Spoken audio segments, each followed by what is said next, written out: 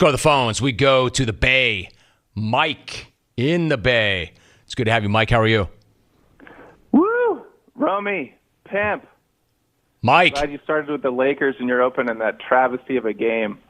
Did you see Staples last night? Place was bumping harder than the cat house Iree's been living in.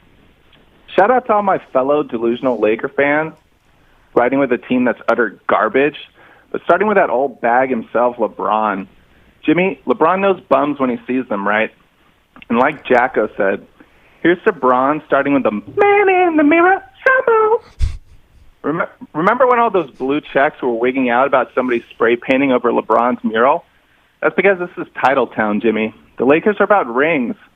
Win one, LeBron, and you can be mentioned in the same breath as the other legends.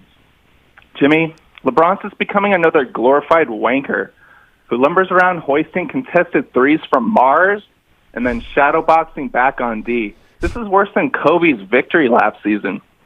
The only thing more spotty than his future legacy is that dome on top of his head. Speaking of spotty and wankers, Jim, memo to all the Bob Kraft Puritans out there who are freaking out about some blue hair getting up to a little me time. This is 2019, guys. We have bigger problems to address. I'm with Iree. Keep it moving. Jimmy, look at me. A 3-1-0 for life, giving shout-outs to Boston and smacking on the lakes.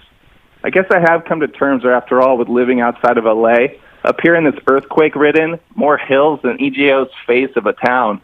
Or are we setting the size 11 shoe call from 11-11-11? I'm out. That's Mike in the Bay. There was nothing good about that call, nothing right about that call, and yet I didn't want it to end. Mike in the Bay. All right, so when I said that I was looking for somebody to step up and make a name for themselves, when I said that I'm the idol maker, when I said I can help you be famous, that's not what I meant. This email says, Dear Jim, the only thing that would have made that Mike in the Bay call better is if he emailed it instead of reading it.